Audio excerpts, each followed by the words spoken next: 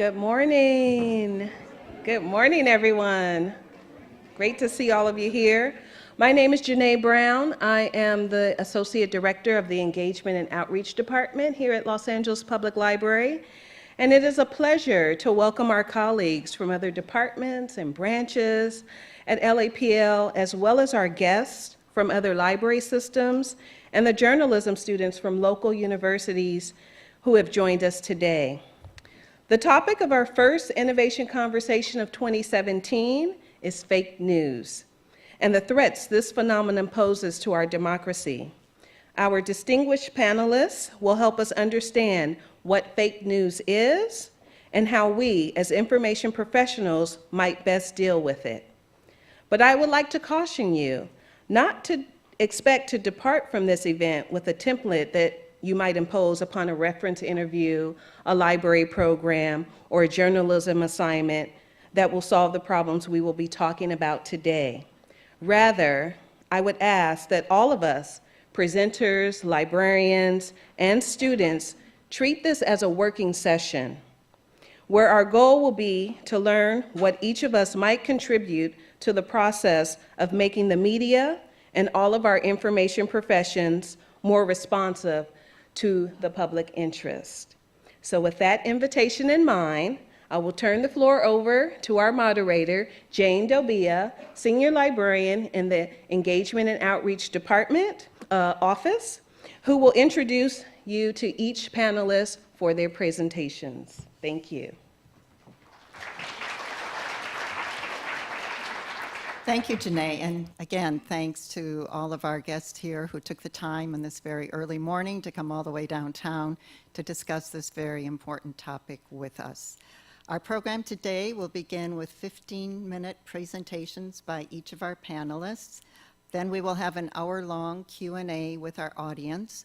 We ask that you hold your questions until all of the panelists have had a chance to speak. There will not be a break.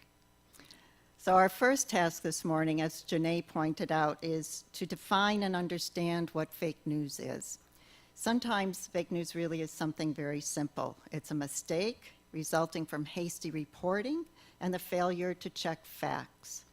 But in other instances, the intent behind fake news and its consequences can be much more troubling.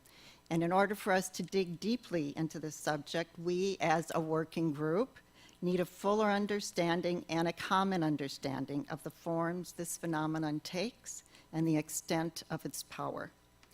Our first presenter, Jim Newton, will take the lead on this task, and he is well equipped to do so. Jim spent 25 years at the Los Angeles Times, where he was a reporter, editor, bureau chief, editorial page editor, and columnist. Currently, he is a Luskin Senior Fellow at UCLA, where he teaches journalistic ethics and writing. His book publications include biographies of Earl Warren and Dwight Eisenhower and a collaboration with Leon Panetta. Presently, he is at work on a biography of Jerry Brown. I'll let Jim take it over from here. Thank you very much. Before I begin, I want to say two things. First of all, to all of you who are librarians. I am more indebted to you than I can ever begin to repay. I've worked in libraries, including this one, from Washington to Abilene, and presidential libraries all over the country. There would be no part of my book life without the work and the respect for history that you all do. So I'm indebted to you, and I thank you. I'm even more indebted to one other person here today, and that's Bill Kovach. Bill turned me into a reporter in 1987 at the ripe old age of 22, and he gave me an example that has shaped my entire life. I can still feel the pat on the back that Bill gave me on the last night of the 1988 Democratic National Convention. And I have to tell you, that pat on the back has sustained me through a lot of journalistic bullshit in the years since. And so I've always been proud to follow his example, and I'm privileged today to join him on this panel. I'm especially, it's all the more meaningful, by the way, that we're also joined by Bill's wife, Lynn, who's been unfailingly gracious to me for 30-some years. All right, so enough real news. Let's talk about fake news. I want to make a few points about the significance, the sort of creeping existence of fake news, and also some of the ramifications of it. But I thought it'd sort of be most useful to start by just defining the term, because I think well, clearly different people mean different things by it. Clearly the president means something different by it than I mean by it. And so if nothing else, I think it's useful to try to just sort of settle in. And before I even do that, let me just say as a predicate, there was a poll that came out last week, I think it was Pew, that found that 46% of Americans now believe that the news they're getting from the White House is in some measure fake. I find that deeply disturbing. The president referred to that as evidence that he is, quote unquote, getting through to the American public. So we obviously have a difference of opinion as to how serious this is and how to regard it. So let me start up with the elements of what I would call fake news. First of all, I think it's not enough that stories just contain a falsehood. Mistakes happen all the time, have happened all the time in the history of journalism. But there is a difference, I think, between a mistake and an intent to deceive. Just a few recent examples. John Kelly the other day, accused this congresswoman of deliberately claiming credit for the funding of this FBI center in her district. Did he do that on purpose because he knew that was wrong? My guess is no. My guess is he was probably improperly briefed and he used it as sort of a cudgel against her in a way that many people found offensive. But I suspect that that probably wasn't willful in the sense that it was so easily checked.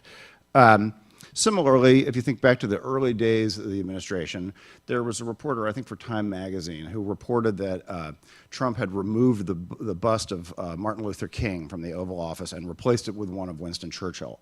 That turned out to be wrong, and it turned out the reason it was wrong is that there was a Secret Service man standing in the way of the bust, and so the reporter who'd been there before assumed it was gone and saw another one there, and the president wouldn't take questions, and neither would Secret Service. He quickly corrected it. The president called that fake news. I would call that a mistake, and he made it, acknowledged it, and moved on. So I think one of the elements of fake news is that it be more than inadvertent.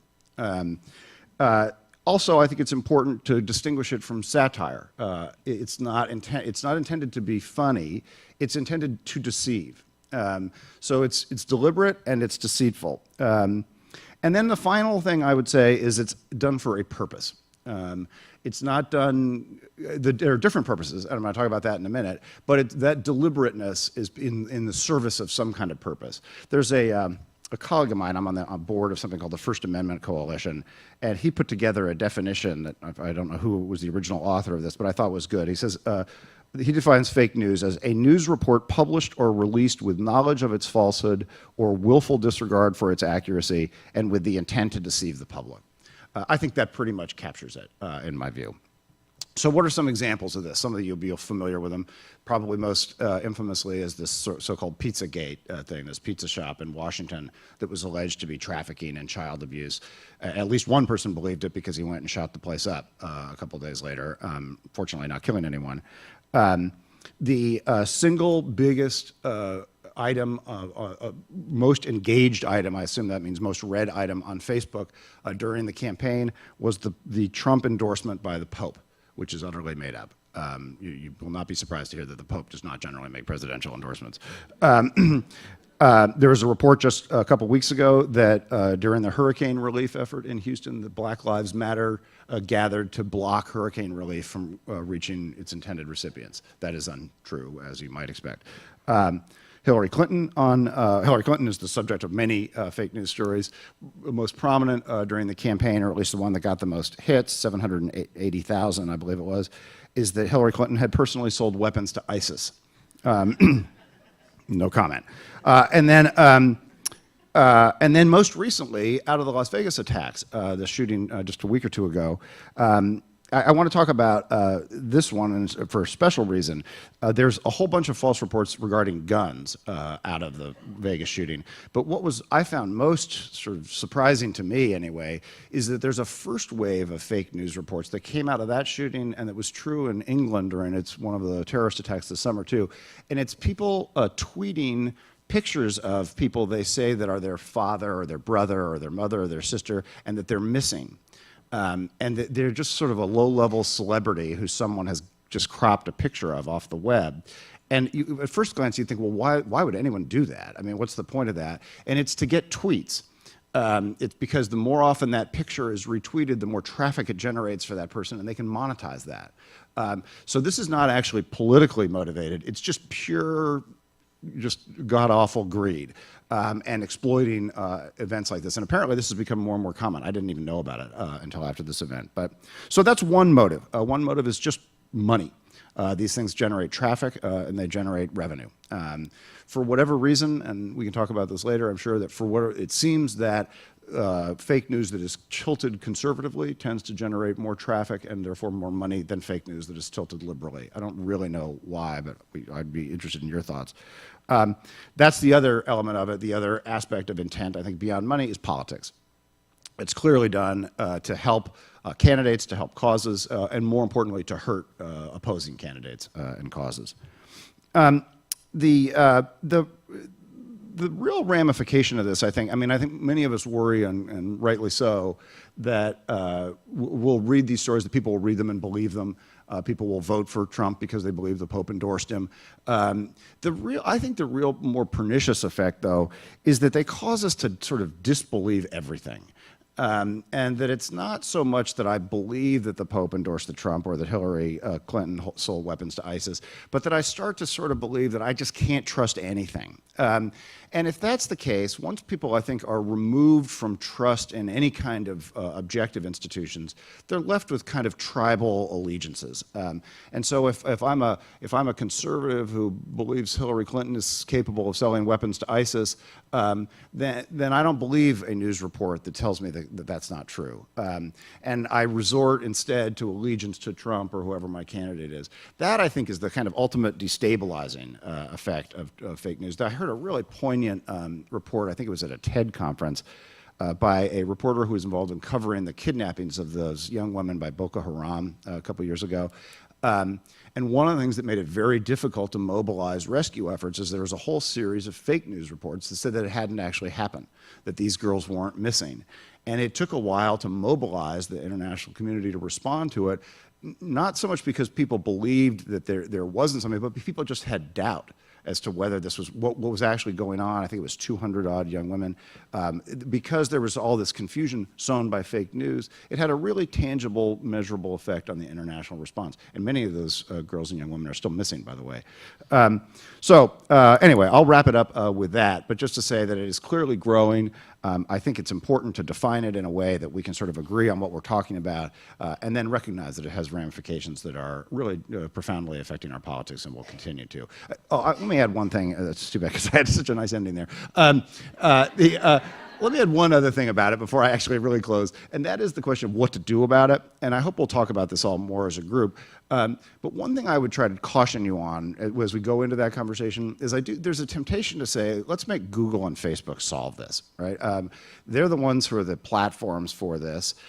Why aren't they policing this? And I think there's merit to that. My wife and I happen to disagree about this, but one thing I think to be wary of is asking yourself whether you really want some person at Google deciding to screen your news for you. We would object mightily if someone from the United States government did that. And the idea that we would trust someone more at Google, and I say this with no disrespect to Google, but they're even less accountable to us than anyone in the government would be. So I think it's a tempting place to go. I've heard a lot of journalists talk about it, but as we talk about it here in a couple minutes, I would hope you keep in mind that there are some perils to that too. So with that, I will in fact actually finish. Thank you. Okay. Thank you, Jim, for that introduction. Now we're off to a start. We know what we're talking about. In librarianship as well as in journalism, our profession's relationship to audience is key. Librarians meet their audience every day in person, and although we hear many complaints from our patrons, we know our profession enjoys a high level of public trust. The picture in journalism is very different, and our next presenter, Maria Belinska, is going to talk about how there came to be such intense public distrust of the media. She also will describe some new initiatives that news teams are experimenting with to help rebuild that trust. Maria brings to our discussion a variety of journalistic experiences, including 10 years at the British Broadcasting Corporation, where she did extensive coverage of foreign affairs. She also has experience with a startup venture that was an online platform called Latitude News, and currently she is the editor and co-CEO of The Conversation US, also an online news service that draws specifically upon the expertise of scholars, all PhDs, to fill out and respond to the news. Maria, you're up. Thank you, Jane. And I just as Jim paid homage to Bill, I'd like to pay homage to Jane, because I thank Jane very much for inviting me here. And Jane and I have known each other a long time, and I saw Jane's career in journalism flourish, and then move over into librarianship. So I just want to say that. And also say how, and echo again, Jim, to say how much time I have spent in libraries, and how grateful I've been to librarians' help. And to say that, you know, the fact is, librarians and journalists have a lot in common, right? I think that, you know, starting on an idealistic note, we are working to inform the community, because we all believe that democracy depends on the community being informed. And the great difference and the great sadness for me as a journalist is the difference in the way the community sees us in terms of trust, right? So, I mean, according to Pew, I'm sure you've all seen this, in August, these figures came out that 78% of Americans say libraries help them find information that is trustworthy and reliable. And what's very optimistic is among millennials, that percentage goes up to 87%. Meanwhile, journalists are, you know, among, unfortunately, the least trusted of all professions at the moment. I think we're sort of with the sort of second car salesmen and real estate agents. 32% of only 32% of Americans say they have a great deal or fair amount of trust in media. And if you look at Republicans among that group, it goes down to 14%, which is really, really depressing. So, I mean, how does this happen? I'm not an expert on this, and obviously this is there are lots of things that have happened at the same time, and obviously technology has a lot to do with this. With suddenly, a democratization of information is a good thing on the one hand, but gatekeepers were also trained to vet information. And so now there's a tsunami of information out there. Anyone can call themselves a journalist, which, you know, personally I take exception to. But and at the same time, as Jim has been saying, it's increasingly hard to verify where that information is coming. On top of that, you've got a deliberate campaign against the press in certain quarters. But what I want to talk about is what we can control to some extent as journalists. And I do think that we have to look at ourselves too. How much what responsibility have we borne in all of this? And the thing I want to talk about is really listening to our audiences and how in the past there has been sometimes a tendency to, you know, we're going to tell you what we think you ought to know.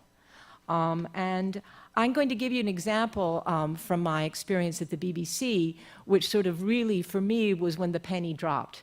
I was running a daily show on Europe, which for anybody who knows the United Kingdom, it's not the most necessarily popular subject out there. And it was even more difficult because it was on a radio station called Radio 5 Live, which was for people interested in sports. So these were people who were not necessarily, this was not the equivalent of public radio in the United States. This was more like the New York Daily News. And we had half an hour to fill every day.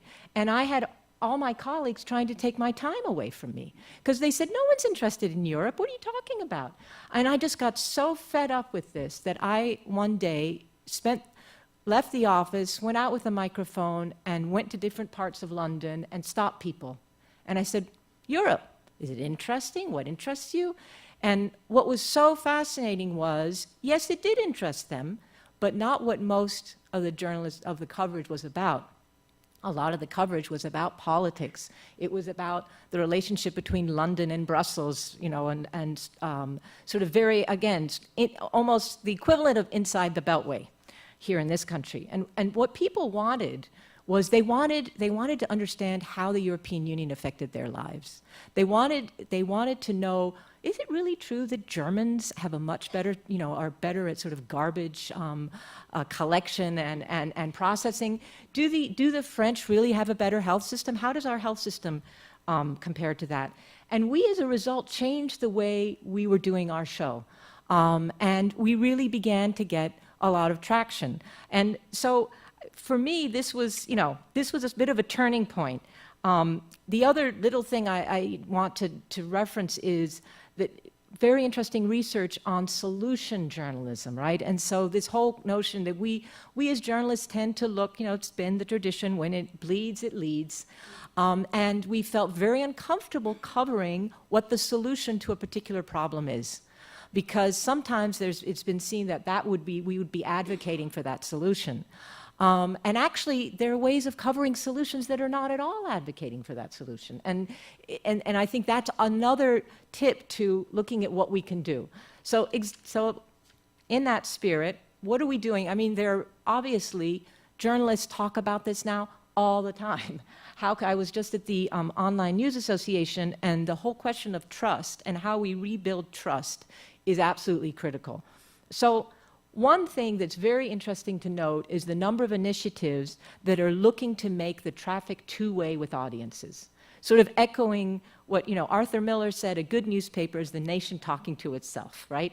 So there are, you may have heard of some of these things, an initiative called Hearken that started in Chicago called Curious City, where a listener, that's mostly with public radio stations, but listeners are asked to send in questions that they would like journalists to look at.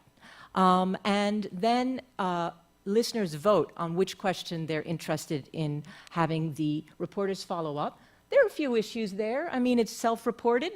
There's the majority is going to make the decision. So, it's not that it's perfect, but it's bringing the audience into those editorial meetings in the morning, right?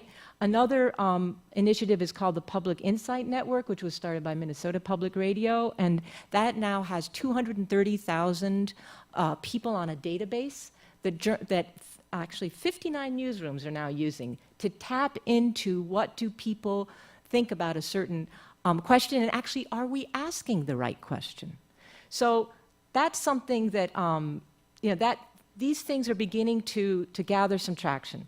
The second thing that I think, the two sort of, they're a bit of buzzwords, but collaboration and transparency. And that's something I can talk a little bit about my present work, because we work, the Conversation US, all the content is authored by academics, but it's all commissioned and edited by journalists. So it is this real marriage between the journalistic skills of sort of working with audience, listening to audience, verification, and the knowledge and expertise of the academic. And what we're beginning to see is there's a different trust. I think there's a different trust to the academic. Academics aren't as high up as librarians, I should say, on those scales, but they're still higher up than journalists. And what we're doing is we're showing the pipes of how we do our articles, so that every article says we're not pretending that the person who's writing it is the voice of God. It's not the voice from nowhere. Every article is grounded in the expertise of the person who's writing it. They say what their expertise is as part of the piece. They can make a strong argument, but they have to show all the evidence for that argument, and they have to, and because it's online, we provide hyperlinks for all that evidence. And we provide a transparency statement that they have to show what affiliations they have that might be relevant and what funding they have that might be relevant to the piece. So I'm sure this is sounding very much like librarianship, right? I mean, it's sort of, we're really getting down into showing where the information has come from, and that there's a real person who has written this, so therefore the reader has a relationship with that person, and that can help trust build. And that, again, we're doing that. There's something called the Trust Project, which is in Silicon Valley. You may have heard of it. They are actually looking at how to build into journalism, not just sort of information about who the author is and the evidence that is used, but also what are the correction policies of a given publication? What are the diversity policies of a given publication? And they're looking to see how that could actually affect Google ranking, for example, which is really interesting. So in the spirit of collaboration, and I hope we can talk about this later, I think this whole question of collaboration between journalists and librarians is very interesting. And I know that there's an American, ALA is the American Library Association,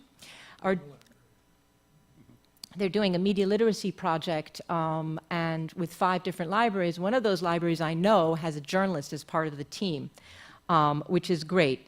And you know, after all, at the BBC, we used to have a huge library. We had librarians working with us, and then everything disappeared. So I actually think that there's some real opportunities for working with librarians, or journalists and librarians. So just to end on a note of optimism, you know, obviously this is, as Janae says, a work in progress. And I'm going to quote, because this is, you know, now in my DNA, working for The Conversation. I'm not going to paraphrase one of our scholars, but this is really interesting research about people and how they make a decision about whether something is true or not.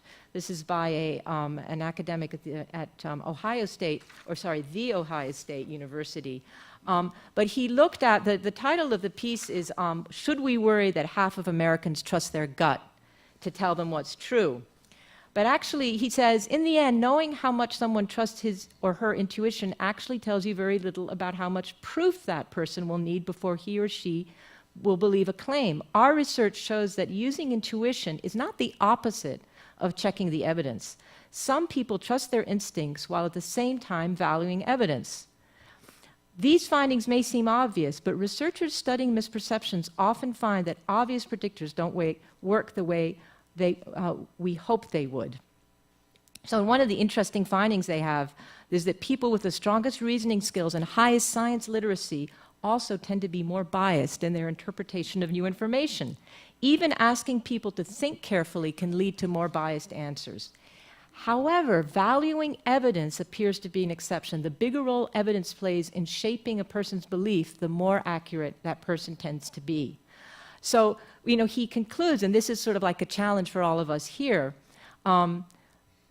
there's more we need to understand. It isn't yet clear why curiosity and attention to the evidence leads to better outcomes, while being knowledgeable and thinking carefully promote bias. Until we sort this out, it's hard to know exactly what kind of media literacy skills will help the most. Thank you. Thank you, Mario.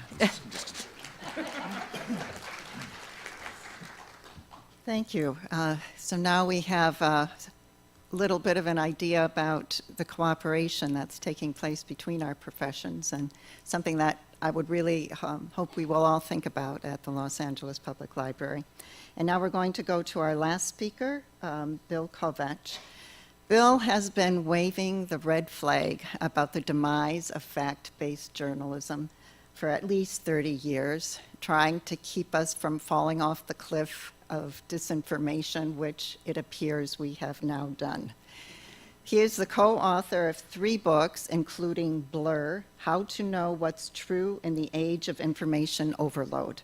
Although Blur was published in 2010, 6 years before the last election, it identifies and seeks solutions to precisely the kind of problems that emerged in the media during the last campaign. Bill is the former Washington bureau chief for the New York Times. He also led the Atlanta Constitution Journal to 2 Pulitzer Prizes during his years as editor there. He later became curator of the Nieman Foundation at Harvard University and was co-founder and chairman of the Committee of Concerned Journalists. Bill has worked with journalists and journalistic organizations all over the world, especially in the former Soviet bloc, encouraging and supporting their efforts to build a free press. He is known among his colleagues quite fondly around the world as the guru of ethics in journalism. So I'll turn the floor over to Bill for our last presentation. Well, thank you, Jane. And Jim, I think the audience will agree with me, having heard you. I patted you on the back because of what you were doing. You earned the pat. I want to first apologize to everyone. After a 60-year career in print journalism, my brain is hardwired to my eyes and not to my mouth. And if I were to just try to talk directly to you, there's no telling what would come out. So I'm gonna bore you with reading my remarks. What I find ironic about this afternoon is that we're discussing this subject on a program arranged by Jane DeBia. Jane and I first met 25 years ago when each of us were trying to help citizens from the post-communist nations in Eastern Europe adjust to living in a self-governing society with a free press. Jane was in Poland running the Warsaw Journalism Center, sponsored by the International Media Fund. And I was in a similar project that I was running in Prague, at which the role and purpose of a free press was driven home with the best words I have heard by Czech President Václav Havel, who told his audience that it was the open flow of reliable information that allowed citizens to take back a language that had been stolen by propagandists to convince us that show trials were justice and that slavery was freedom. Only when the language had been freed could the people begin to have honest thoughts about political affairs, about the real state of the world, and about their place in that world. And now here we are in the country that was the first to constitutionally protect the press from government dictate or control, meeting under a president who rejects that promise by calling the work of the free press fake news. The question that keeps recurring is, why is this conversation still necessary? To better understand how we came to be where we are now, we have to believe, and we have to remember how we got here. One reason is that at the end of the first decade of this century, the newspaper industry of America had lost more than half of its revenue and more than 1/3 of its newsroom staff. The revenue and audience of television news had been reduced by 1/2. In all, more than $2 billion worth of news gathering jobs had disappeared. At the same time, the advent of the internet that provided endless channels of communication for those with computers allowed anyone, anywhere in the world with a computer and access to the internet to set up his or her own news site. As a result, it is now possible for everyone in this room, everyone in this state, everyone in the world to have her or his own package of news information. The result is that fact-based journalism, a force that historically joined people into a community of interest, is being replaced in its international informational role by a social media that has few moral or ethical guidelines. The marketplace of ideas on which a democratic society feeds is becoming a thieves' bazaar of misinformation, disinformation, and propaganda. During the 2016 presidential campaign, Americans learned about the campaign from very different media outlets. The Pew Research Center survey showed that the Americans who relied heavily on Fox News as their main source of election news voted for Donald Trump, while voters supporting Hillary Clinton named an array of other news sources. And this was occurring at a time when trust in the media overall was dropping sharply. 14% of American Republicans believed the mainstream media was too focused on every controversial statement or political proposal from Donald Trump, and the number that said they trusted the media dropped to the lowest points in 20 years. Tuesday's Washington Post reported that as a result of President Trump's insistent repetition of the concept of fake news, the latest poll finds 46% of Americans now believe news organizations produce fake stories. Science and history tells us things about human behavior that we all need to keep in mind. Science tells us that humans learned long ago that agreeing with one another is always the best course of action. Studies have shown that this confirming bias also leads us to too quickly accept information that supports what we already believe and reject information that contradicts that belief. As a result, we usually don't click on a source of news that we feel disagrees with the views we hold. We, each of us, censor the information that we choose to consume. By the time of the 2016 election, we were caught largely by surprise by the election of Donald Trump. This was so, in large part, because an understaffed press was no longer reporting deeply enough about the nation's political and economic events. We knew so little, for example, about the invasion of Russian fake news into handheld information gathering devices that most of us rejected the few reports we saw as outlandish.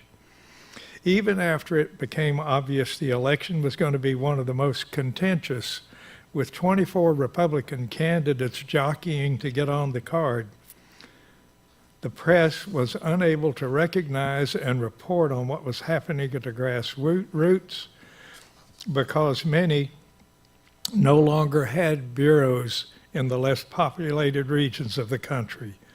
These failures left us insufficiently aware of the growing body of Americans whose economic opportunities were disappearing and who saw no political will to do anything about the problems that they were facing. As a result, many simply dismissed the man who was to be our next president because he didn't look or sound like a person running for president should look and sound like, just as we dismiss the few reports on the Russian cyber invasion. All of this occurred in a communications atmosphere in which tweets by far-right media sites and white supremacist groups spread through cyberspace denouncing the work of the mainstream press as fake.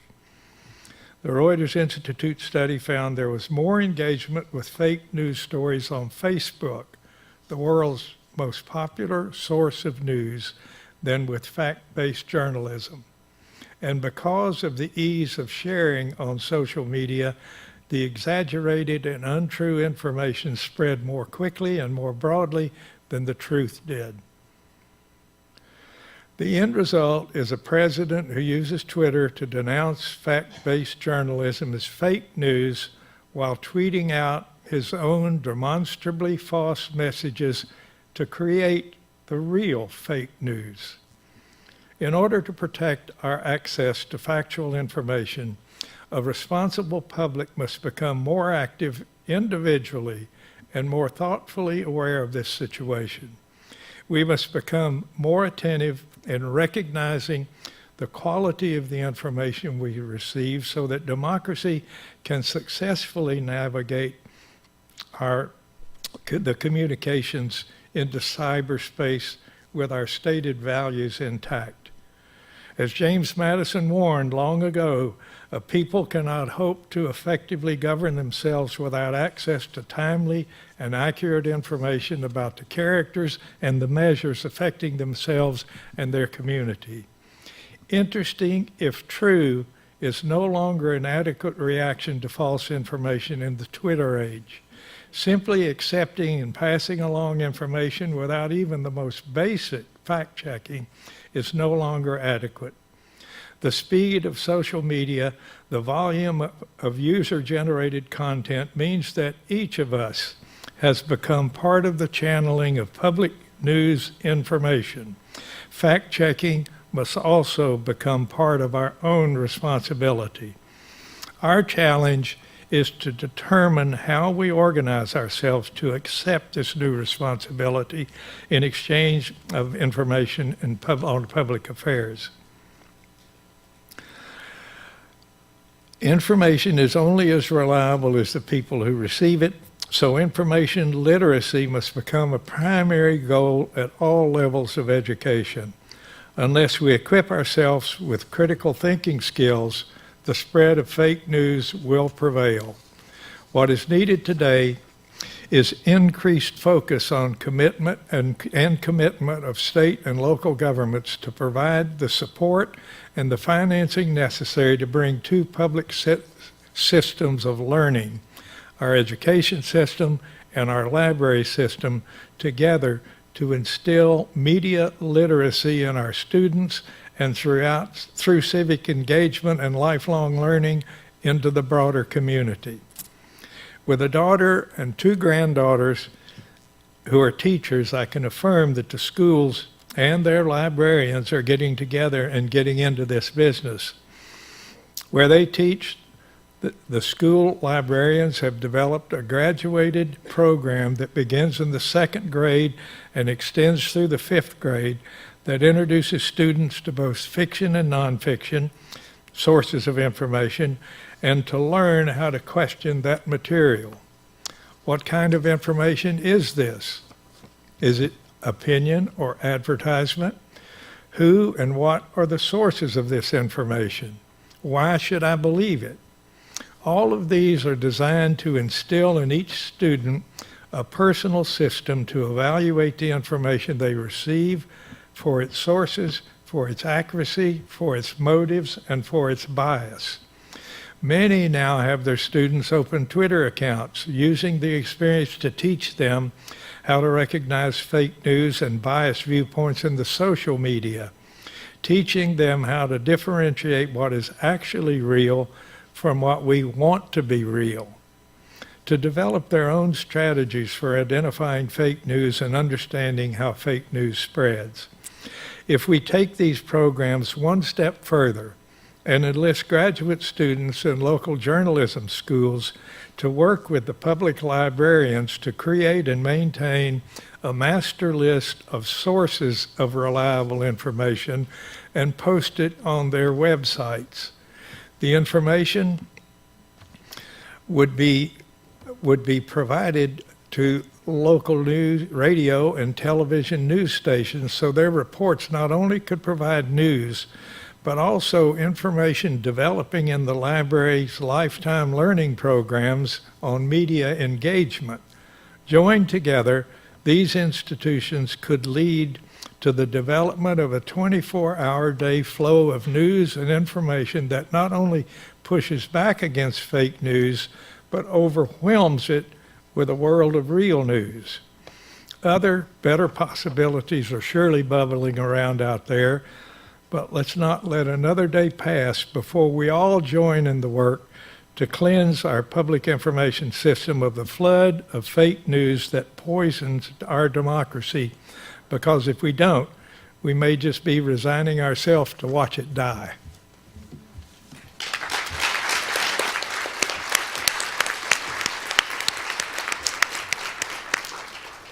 Thank you, Bill. It's clear that the threat is real. We're not here just to talk about fake news as an idea. We are here to talk about a problem that is affecting the way we govern ourselves and the role that we as librarians can play in trying to correct that problem. At this point, I'm sure that you all have ideas and questions that you brought with you today, and that you might like to pose to one or all of the panelists. We have two of our staff members from the office behind here. If you're interested in posing a question, please raise your hand, and someone will approach you with a microphone.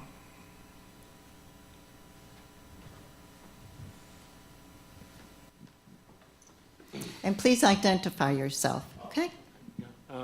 Hi, I'm Jay Blakemore. I work at the Wilshire branch as a clerk, basically. I hope I can get my ideas, organized. All right. Basically, one of the things that I'm hearing is that we're needing to up media literacy. Oh, I'm sorry. You can't hear me well? I can now. Okay, I'm sorry. Thank you. We're needing to up media literacy, and I think that that's a great start. One of the problems that I've noticed, though, is that we are living in an age where the media has to come out like that we have a rush to media. And when you have a rush to media, the plural sources of information, when you have a rush to it and it's so monetized, then how do you vet such a thing? And how do you stop such a thing from becoming a tidal wave? And the conflation of the false information along with real information that is kind of sandwiched in there becomes a huge problem. And lastly, I'm sorry, this is so many tiers to this question, realizing that now. Lastly, when we talk about helping out children with a media literacy program, which I, again, say is a great idea, it's inspired actually, are we just kind of giving up on adults? People who are presently not listening to the media. Very good. And not being able to differentiate between the truth and lies, who are confirmationally biased. Are we just simply giving up on them? Okay. Thanks. Well, I'll take a shot at that. Yeah. but Long question, short answer. the librarians are, to me, one of the points I was trying to make is, to me, the librarians in this country are the outside of the education system. Those two systems that touch as many Americans as any two systems in the country have to be joined at the hip all day, every day on this particular issue. Now, as I say, in Montgomery County, where our daughter and two granddaughters teach, they have programs on this that go through the 2nd and the 5th grade, and it continues on through education. So the students coming through schools now in most progressive areas that I know of are beginning to be educated on this subject, on how they can make a decision about what they know is true or not. And as they see information, as you say, the thing that frustrates and worries me most is the pressure on the press economics, the print press economics, and also television news. The pressure on their economic factors has led to the reduction of staff, and most of the staff reduced are editors, not reporters. The New York Times has most recently declined the number of its editors sharply. It's the second time around. It's heartbreaking because they have to post every 15 minutes on their website. So the number of editors clearing that information to post is reducing.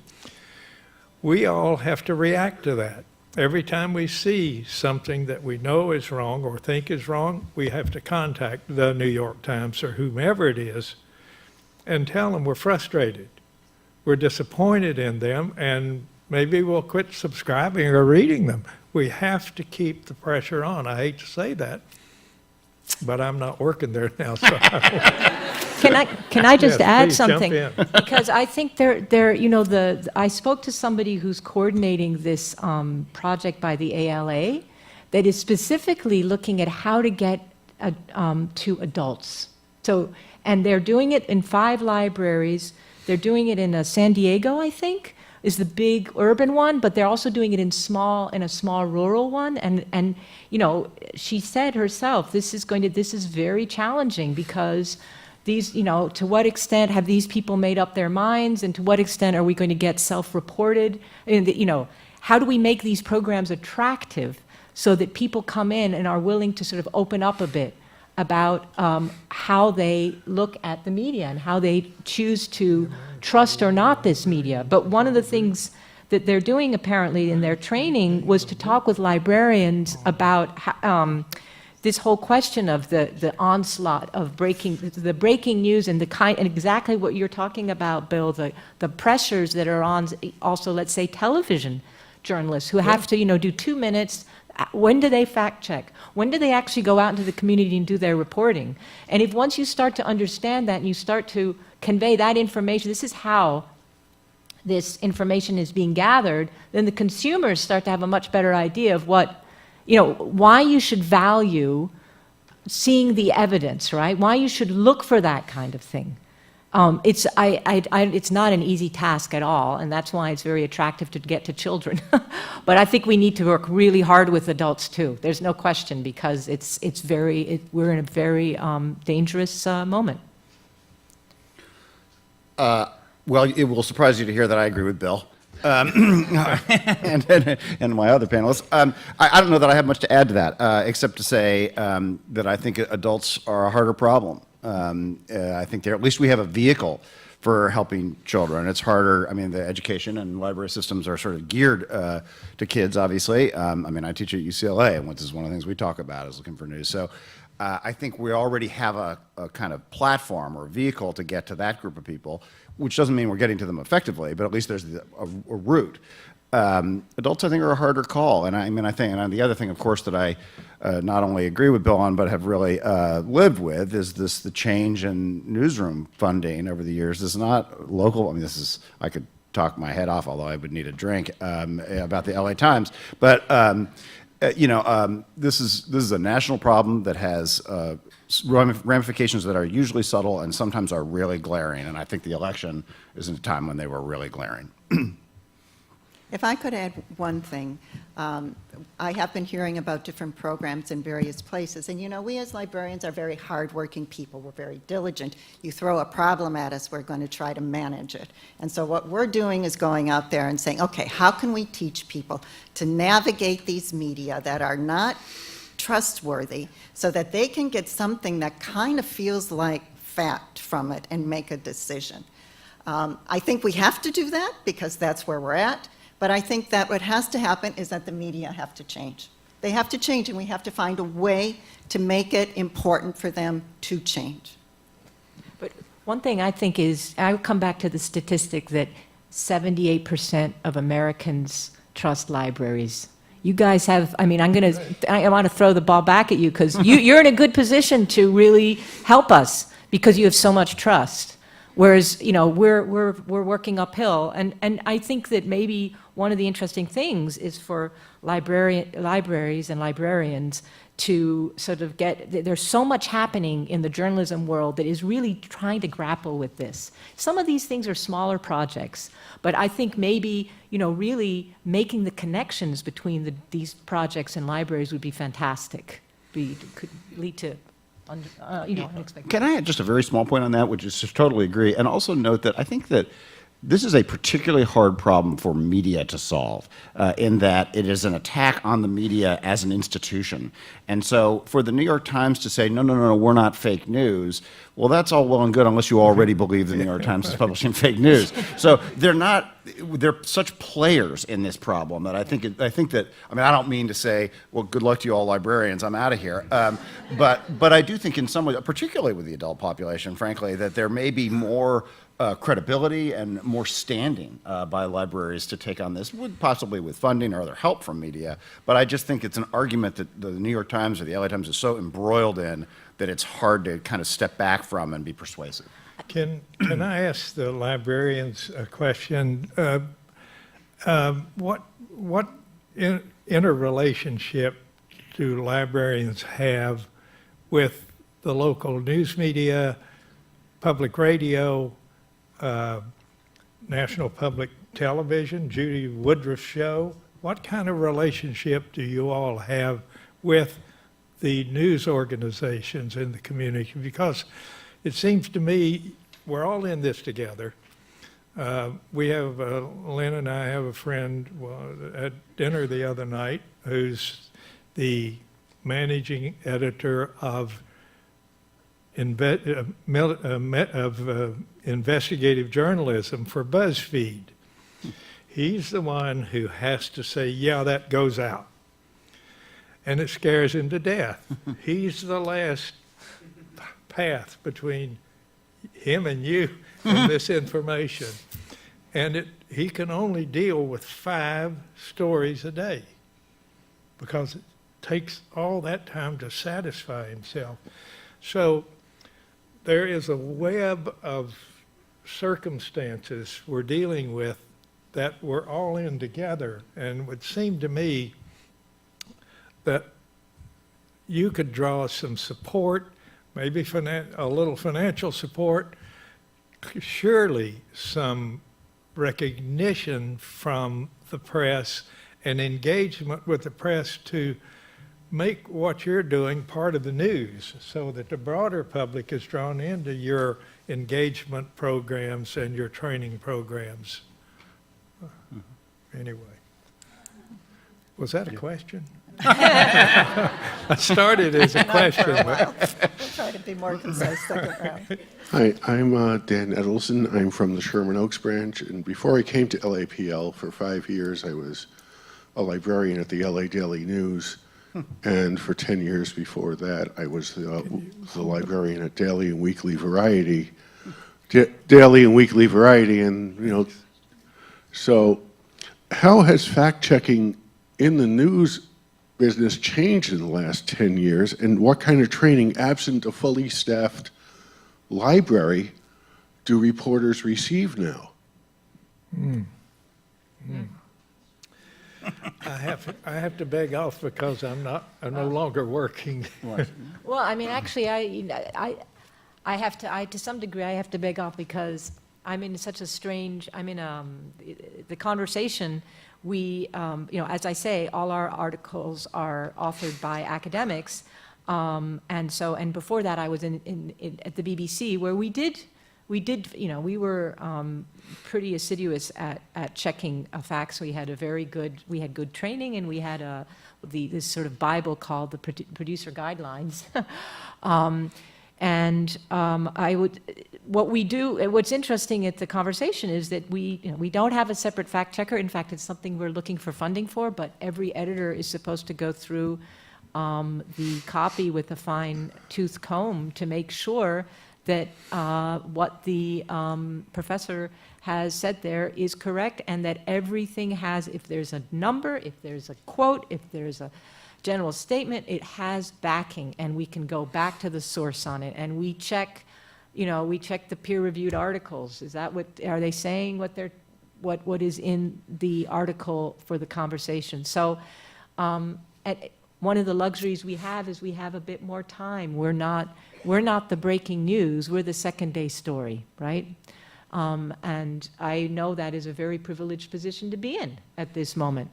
Interestingly, we're also a nonprofit, which is another interesting question about how the fact that we actually are getting support for doing this, and we do not, we're not reliant on advertising. I've been out of the newsroom for a year and a half or two now, so I can't give you an up-to-the-minute answer. But you ask over the last 10 years or so, I can answer for most of that. And I would say that it's the obligations on editors and copy editors and certainly reporters to check information are the same as they were 10 years ago, but the resources for it are vastly diminished. You're talking about, again, I promised myself I wouldn't go too down this road, but when I started at the LA Times, when I came from the Atlanta Constitution in 1989, the LA Times news staff was about 1,280 people. That was secretaries, reporters, editors, photographers, all in. It's about 400 now. And we didn't have a fucking internet either, by the way. So the pressure, those 1,280 people were under pressure twice a day, basically, to get things right, because we still had an afternoon edition for the first part of that. Today, those 400 people are under pressure to do it every 15 minutes. Are things going to, and they are hard work, and they have nothing but my admiration. This is not their fault. But I think it varies very much from organization to organization. I did a piece for the New Yorker a couple years ago, and the fact-checking, it was like having your appendix taken out without anesthesia. It was just agonizing. But it was good. There's a reason why they don't make a lot of mistakes. And I think you're just going to find, unfortunately, that that's just going to be true across the country, that organizations are just going to be thinner in that kind of material, in that kind of capacity than they were, which doesn't mean that the people who are doing it are any less talented. It just means there's fewer of them. I wish I could offer something more, but the one of the points I was trying to make, and I think you already got it. I mean, you didn't need to be reminded of it, but all of us are the fact checkers now, and we have to make sure we're asking the right questions. But if we're asking the right questions, like, how do they know that? I mean, do they tell me what's the source of this information? And if that's not clear, I've got to let them know I don't accept it. And how does that source know? I mean, what is behind what is claimed to be a fact? And those are the questions a good reporter has to ask and include in the story that's written. An editor has to make sure that they get it. But we have to be yet another range of editor to look at the material and see how it works for us, and to let them know or to encourage them to explain things to us and do it in an explanatory piece, not in a fake news piece or a news piece that doesn't stand the test of being factual news. So communicating with us regularly as they're working so that we feel like we're part of the process somehow. And that's only going to come from the grassroots. It's not going to come from the top down, because they're worried every minute about getting the product that they're dealing with out. And to the extent they don't know how their audience feels about it, to that extent, they cannot worry as much about it as they should, I think. I mean, that's not much of a answer, but it's the only thing I can think of. No, I would just add one little thing that on a kind of practical level, we're here talking about fake news. How does a sort of lay reader distinguish? How does one know that whether the story about Hillary Clinton selling handguns to ISIS is true or not? I mean, aside from the kind of common sense screen, I think one thing to look for is, does the news organization you're looking at have any kind of archive of sources of stories? Generally, fake news organizations come and go. Does it have a suspicious URL? A lot of fake news sites are published out of this country, so the URLs will be, ABC/COL, which is ABC in Colombia. There is no such thing. So if there's something squirrely about the URL, that's one way to look for it. Do the articles have dates? A lot of fake news is undated, and it just sort of drifts out there. That's another sort of warning sign to look for. And then I think most importantly, as Bill's saying, does it link to some kind of credible sourcing? I mean, and this is something a standard you should hold the New York Times or the LA Times to just as well as any news site. One great benefit of the internet is it really does have the capacity to take us back to original sources, to original material. A lot of fake news doesn't do that for the precise reason that there is no credible source. So anyway, just on a sort of daily basis in functioning that job of sort of citizen editor, there are things I think you can do relatively quickly to come to a sort of summary conclusion as to whether what you're looking at is at least intended to be true or not.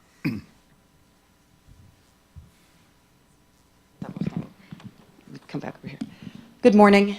My name is Laurie Reese. I'm a children's librarian at the Felipe de Neve branch just 2 miles from here. I appreciate your presence this morning very, very much. So I've been thinking about synonyms of late. Back on October 11th, the president sent out a tweet dealing with the Iran nuclear deal. And according to a news story that was a fake ABC news story, he said it was pure fiction made up to demean. And so I got to thinking that fake news is not only fraudulent and inaccurate and not genuine, a number of synonyms for the word fake, but that the propagators of fake news also despise news and information. And I was wondering if you could comment on that. And also, how do we take, you were talking about common sense. Well, since we entered the gates of hell a year ago, I don't know if there is much common sense. So you take the tax plan, right, the recent tax plan, and Americans across the country are going to get a $4,000 raise.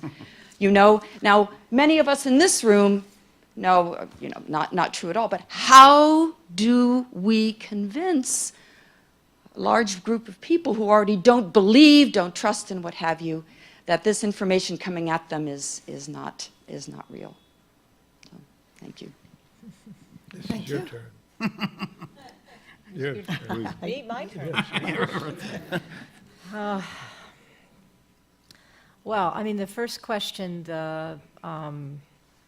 how these people feel about news, I mean, I think they're very, I mean, on the one hand, some of them are obviously extremely cynical and have particular political aims in mind. I think there's some people, I've read about some people who've done it for a bit of a laugh. And I mean, before the election. But there were people who were because I think they feel quite powerful, right? I mean, it's not necessarily always that they have a particular intention at the end of the day, but there was actually was a guy, I think in Maryland, who had put together a piece, and he had no idea it would go viral, and it would be used by the Trump campaign. And I mean, not that he was terribly ashamed about it. I think that he probably enjoyed the notoriety, right? So there's a lot of, I think, and I don't want to go, I really, I'm way outside my comfort zone here, but I think that this is we're now in a culture of quite, generally speaking, narcissistic culture. So I think not just one person we could talk about, but really people like the idea of sort of promoting themselves. So I think that there's something of that. On the question of how to get people to understand, this is very hard. I mean, obviously it's something we all think about a lot. One of the things that I've been thinking around this issue is how you can create a relationship between the consumer and the purveyor of the news. And this is why I think it's so important that we have authored journalism, that we don't pretend we are the voice from nowhere, that we tell our readers, our listeners, who is this who is writing it? What facts did they, this is coming back to what we've all been saying. What facts do we base this on? And when somebody is faced with another person as versus an institution, that's different. And I think in that regard, it's really interesting what the New York Times is doing with its podcast. I don't know if any of you have listened to it, called The Daily. It's really good. But one of the things that happens as a result of The Daily is you get to know the New York Times journalists. They become human beings. They tell you how they got the story. Now, how much difference that's going to make, there's probably a small group of people who might change their minds about the New York Times as a result if they're prejudiced against the New York Times. But the fact is, it's much harder when you know an individual to make these sweeping sort of prejudicial statements or to reject them. So that's where, in my own world of trying to think about how our content can really strengthen journalism to some degree, because it's showing a slightly different way of going about creating content that is absolutely, it is clear from the get-go that these people who are writing have years, if not decades, of knowledge and research in a particular area. And what's very heartening, and of course we're only 3 years old. We had our 3rd birthday last weekend. Is that we are getting feedback from readers that say, We like the fact that, you know, people who know what they're talking about are writing this. And we're being read across the country.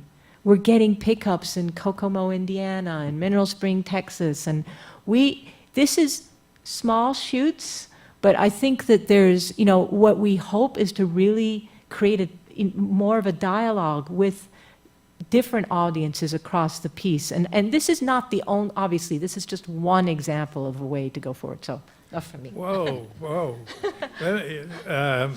If you all get out of this discussion today what I've just gotten from Maria, this day has been a great success. I worked for the New York Times for 20 years. I ran the Washington Bureau.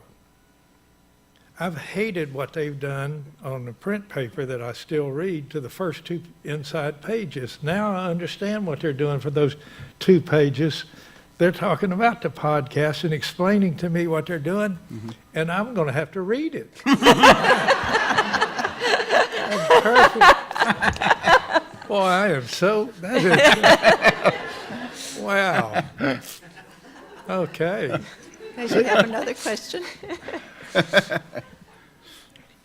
Hi, I'm Eric Staniford. I'm a library assistant here at Central. I had a question about the trust with advertising and the influence of advertising dollars on real news outlets and how that affects what content makes the daylight and what doesn't. Like, how easy is it for advertising dollars to affect content? That's for you. If I affect advertising on content, Oh, you want to take a swing at that? I'll say something just briefly, but Bill can speak from more experience than I can. There's no question, but there's just an inherent difficulty there. And, you know, most news organizations, certainly the 3 that I've worked for, or the 3 major ones that I worked for, all adopted the same basic strategy, which is you separate the business operations from the news operations, and they erect what is metaphorically known as the wall. Is that a perfect system? No. And is it an easier system to maintain when a newspaper is flush than when a newspaper is hurting? Yeah. Now, that said, I worked at the LA Times for 25 years in opinion and in news. Not once in that time did anyone ever say to me, I want you to do something for an advertiser, or I don't want you to do something because it might offend an advertiser. And that's true. I worked at the LA Times when Sam Zell owned the LA Times, and he was the most criminally corrupt person you'll ever meet. And even he didn't ask us to do that. So I do think that those notions are very hardwired into good news organizations now. But what do you do now with a new brand of news organizations that's often a single person, right? Someone who's running a blog or a website. That person is the same person who's getting the advertising as is producing the journalism. There is no wall to erect. There's not people to separate. So I think increasingly that model is under some stress just because the new journalism is much more microcosmic. Good sites, good journalists will resist it. Bad ones won't. You know, I think that probably that's something that the truth will out kind of over time. But I do think it poses a big new challenge in an era where there's so many microcosmic news organizations and so fewer great big ones that have those kind of institutional traditions. I can't really add much to that other than to just cite experience. 20 years I worked for the Times, the publisher, because he ran both the business side and the news side of the newspaper, had to ask permission to come down to the news floor. That separation was maintained constantly, and we continued it when I was in Atlanta at the paper there, simply because everybody has that question. They have to have that question because the advertiser provides the money to put this thing out. Surely they have some influence of it. But I never, in 60 years, saw any direct evidence that that happened.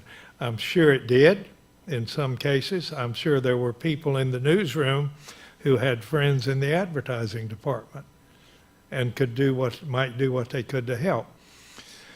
As revenue declined I have seen in stories a lot more references to who provided the car or what company you're might be producing this product that you're writing about.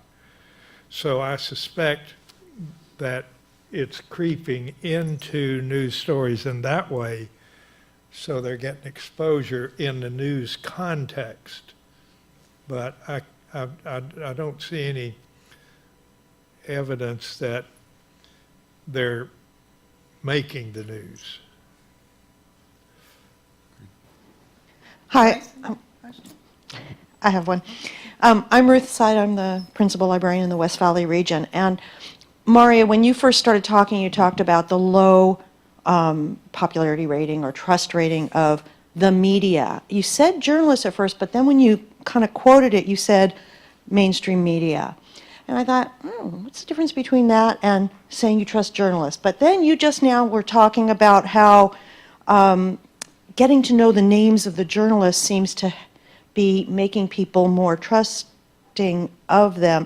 Are there any studies that have, rather than saying how much do you trust the mainstream media, how much do you trust journalists? Is there something that, is there anything you can comment on how people see the distinction between mainstream media versus the journalists who are maybe producing the news? It's a really good question, and I think I move between the two because some of the, depending on the polling organization, they say media, or they say journalism, or they say journalists. I have to say I have seen, and I don't have the figures here, I have seen surveys of looking at, how much do you trust people in these professions, right? And unfortunately, in those two, journalists don't do very well. But I don't know. I don't know of any research being done now. I couldn't cite it to you in terms of how us showing who we are and the pipes, as it were, of the way the story works. Is that making a difference for trust? All I'm going on is more anecdotal feedback. Somebody who's very interesting on this, if you want to read more around it, is Jay Rosen at NYU. Yeah. He thinks a lot about this issue, and actually he's one of our advisors, and we've talked a lot about this because he's been the person who talked about the voice from nowhere. He coined that term, I think.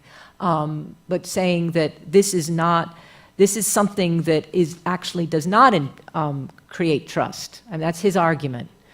His argument is very much in favor of trying to have two-way communication with audiences, that it's not just sort of us broadcasting, as it were, out, that we're gathering intelligence from our audiences as well. But he's well worth reading on that. I would like to endorse this because when I was working, I had more arguments with Jay Rosen than anybody I know of, but I learned more from him in those arguments, and I would really pay. Jay Rosen, take a look at what he's saying and doing.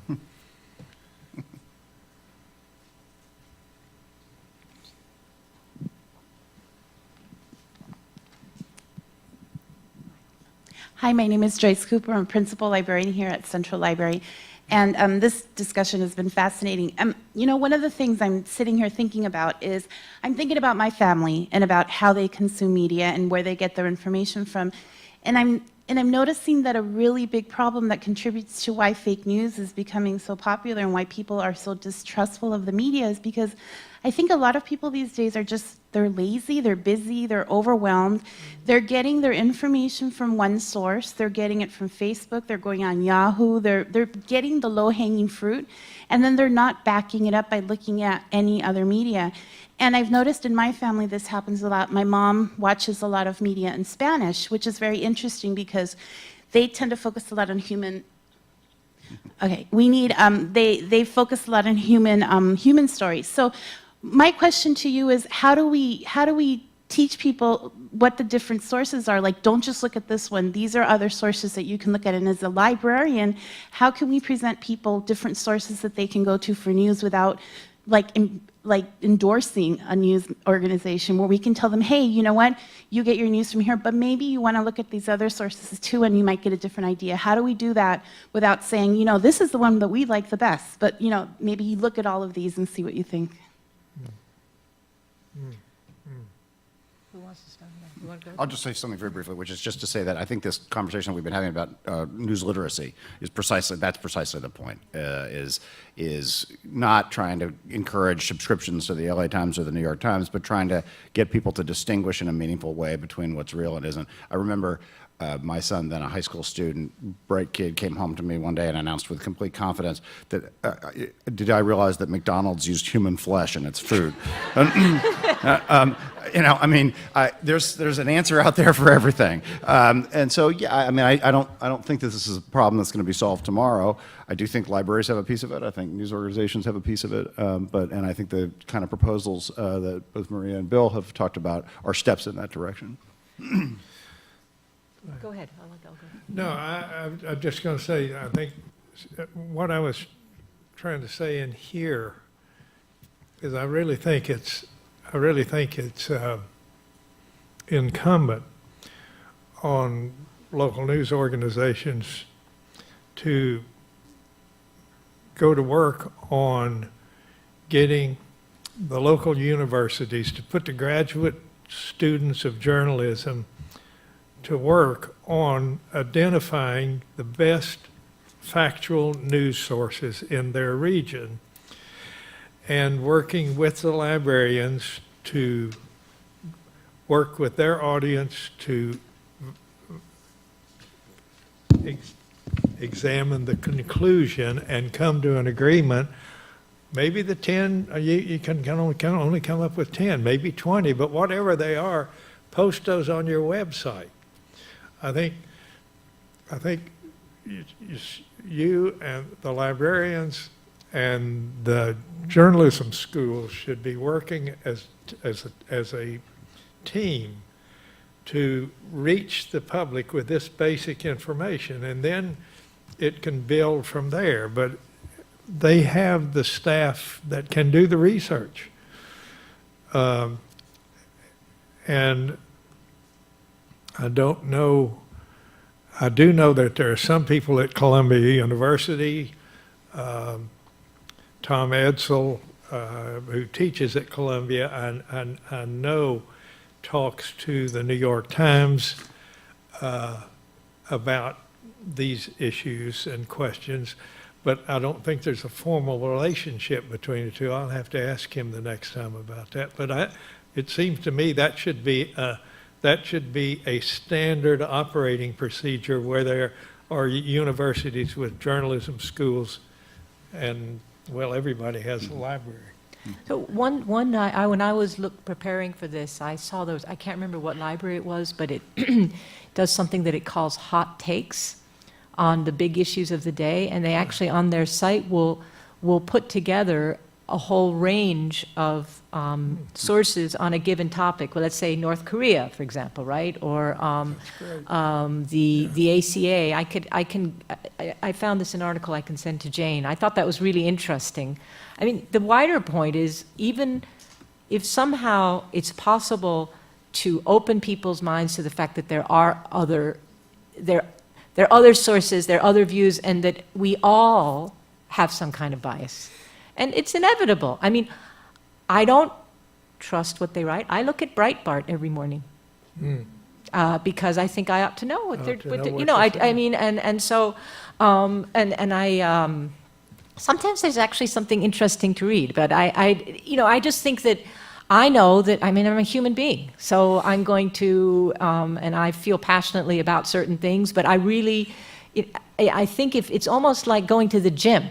If you start to get the training that you are going to, you know, if you get people into this groove and they start doing this as a matter of course, then they'll always be curious as to what else is going on, and that really, then that prompts questions, and then that usually means, wait a minute, I'm going to find out what really is going on here. it's very hard, but just, I think, making the curiosity work, I think, is really something that maybe the libraries can play a real part in, I think. That's really interesting. All of us should, if we know the people advising the President of the United States reads what Bannon's saying in Breitbart, we probably ought to know what Bannon's saying on Breitbart. I should be reading it. You should. Yes, you should. See? Yeah, I read it, and You it's, can it's- learn something every minute here. I made it a project to myself about 6 months ago to read Breitbart, and I tell you, it is a project. Yeah. It is the worst I mean, forget the politics of it. It's just the writing just makes your eyeballs hurt. But it is. I agree. I think it's, you know, if Steve Bannon's going to read it and Steve Bannon's going to call the president, we probably should know what he's talking about. Yeah, yeah. My name is, I'm over here. My name is Joyce Wright. I am a library assistant in the acquisitions department. Even before fake news broke, I had already noticed among people who had been to the very schools, there had been seemed to be across the board trying to get the base not to trust higher education. There was they're like, well, so-and-so, even though they themselves might have gone to Harvard, they talked down to it, try to make the fact that journalists, writers, even their doctors, the scientists on climate control, they're actually going to higher education, therefore made them untrustworthy. And not only that, you don't want to necessarily even send your kids, even though they themselves benefited from this. My question is basically, does this seem to be a case of that's the base for them going into fake news? Because so many people are like, well, going with my gut, or that person is the salt of the earth. Their life experience is what I should trust versus the life experience plus the education of a journalist. Does that all kind of wind into where we are right now? Well, yes. But, it's a really, it's so sad because this word elite has become a dirty word, right? Which, I mean, it wasn't always a word. Expert is a dirty word. It's much easier to think that anybody can follow their gut, and that's the right way to go. That's why, I mean, I read from this piece that we published that spoke about people also who both follow their gut but look at evidence as being a case for some hope. That, if there is a way to get at those people who really value evidence, that can be a way of changing the debate. I think it's a long haul, because right now from the very top of the chain, if you look precisely at climate science and what's happening at the EPA, Yeah. and the sort of disregard for that is distressing. But I think this is where journalists do have to just keep on saying, well, let's look, the evidence is this, and, keep on repeating it. I think you put your finger on a problem that is beyond the reach of this panel in some ways, but I think is something big and endemic, and talk about sort of getting out of my area of expertise here. But I think it comes up in debates like vaccines. Why do people not trust their doctor to give them vaccines? Because there's this idea that they're equally informed because they read the same websites as their doctor, I guess. I don't know a lot of people who would go in for surgery with someone who just learned it on the fly, I mean, so I think there's a residual appreciation for expertise out there. But I do think that there is a general, encouraged by the president, an Ivy League graduate, encouragement of distrust of experts and people with kind of special knowledge, that there's something wrong with them, or distrust where they're elitist about them.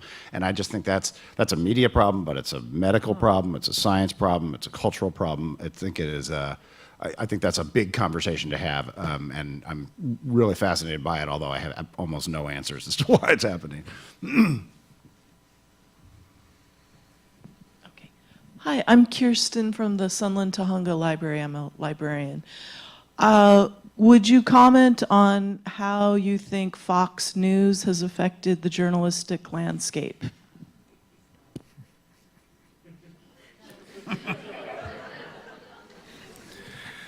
Well, I mean, you know,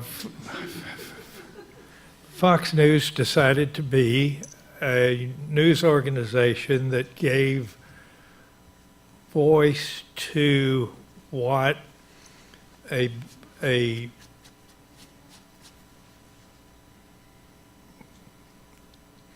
level of society wanted to believe. They didn't have to back up what they chose to present as news with facts. And most of Fox News are discussion groups. They're not hard news, they're discussion groups. It's basically an opinion and an aggressive, focused opinion discussion channel. And they were successful enough that CNN started turning over chunks of space to Donald Trump. If you've followed the election campaign, Donald Trump was on CNN night after night for 15, you know, his rallies ran 15 minutes. I'd never seen CNN cover any political candidate that way. But it was clearly a direct response to the way Fox was eating up some of their space and time. So, I mean, that's the kind of competitive situation that we're living in. It's not going to change because there are bodies of people out there who want to believe what they want to believe, and they need someone to reinforce them in that, and so there is an economic model to do that. Again, it comes back to us. If that's the world we want to live in, then fine. That's the world you're going to live in. But if it's not, we should do whatever we can to help make it more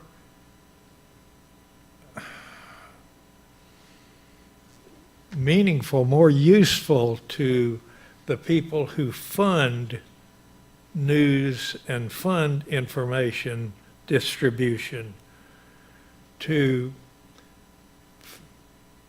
support more fact-based forms of information, or at least help people find where they can find that information all day, every day. We've got to build that system from the bottom up. And because the money is going to go where the bottom up says, put the money. That's what our system, a capitalist democracy, is all about. And the capitalist end of it is out of whack. Mm-hmm.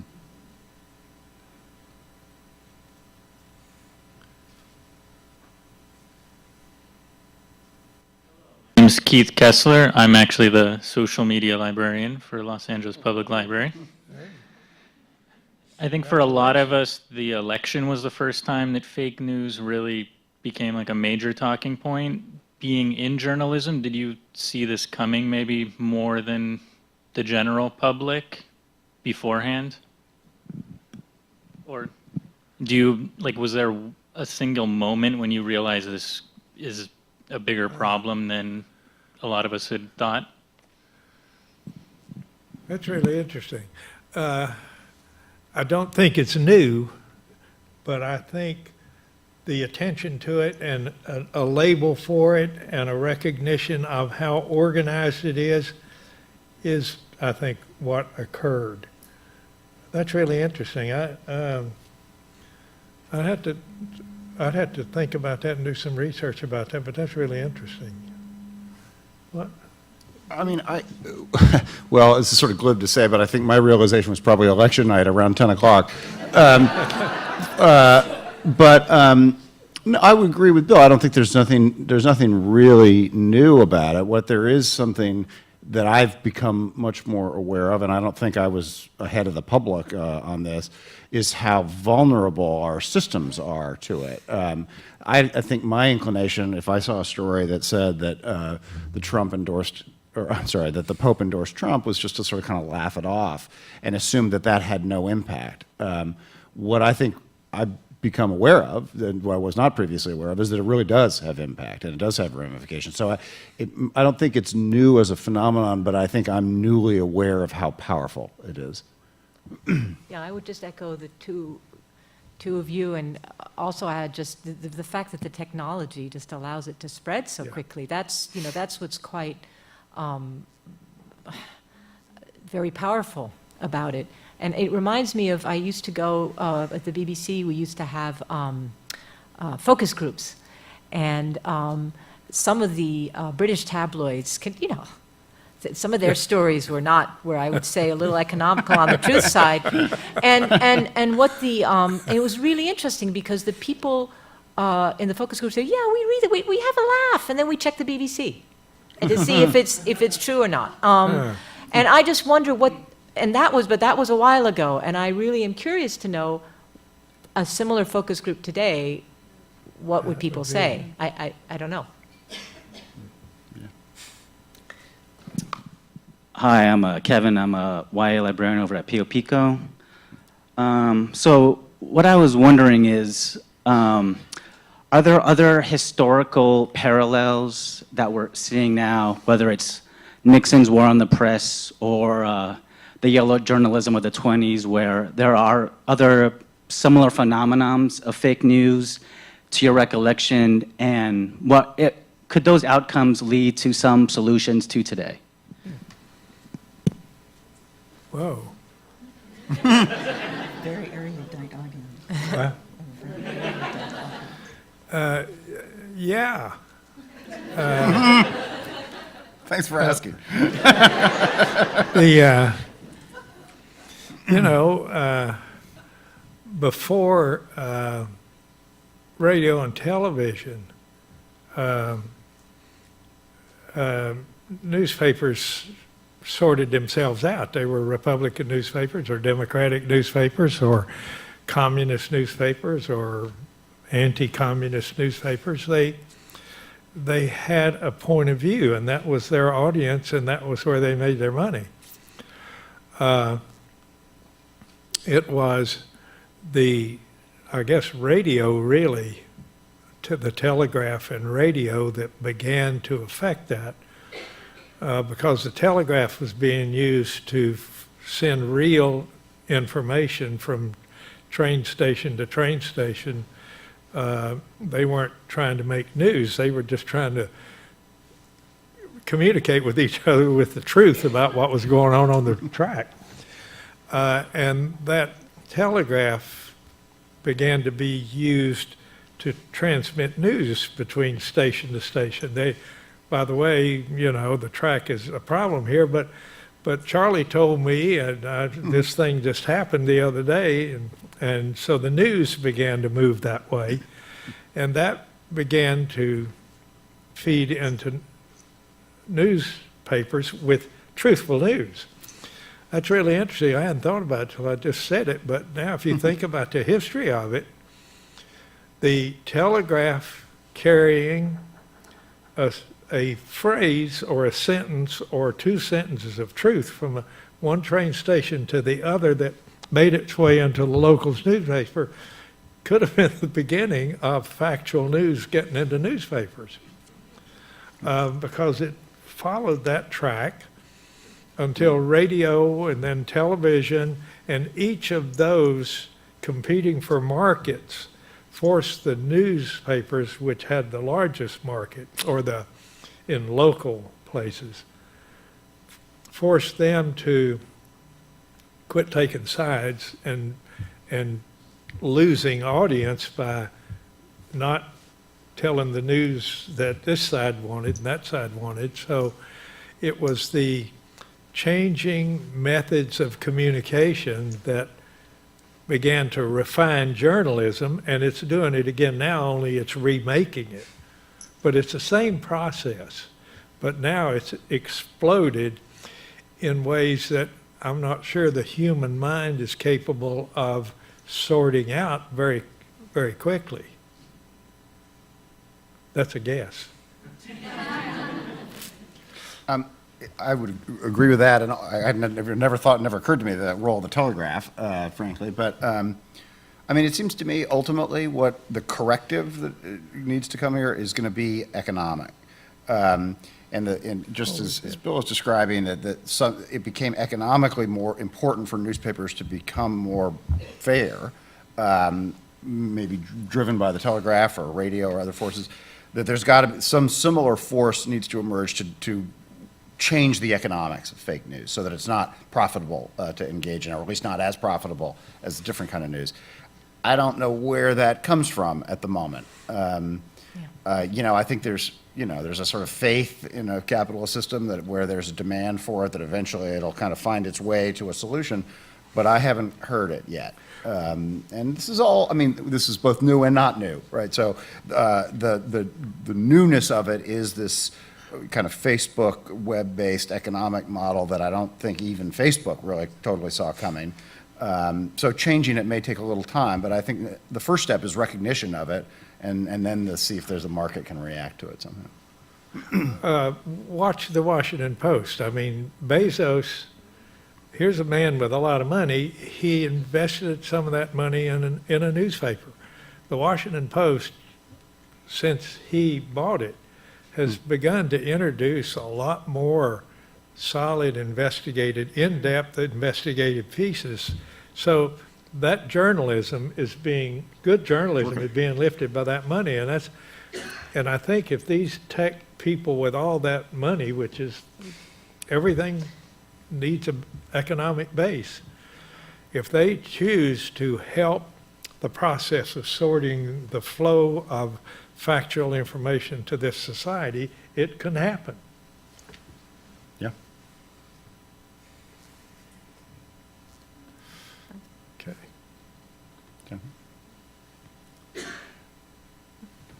Oh, wait.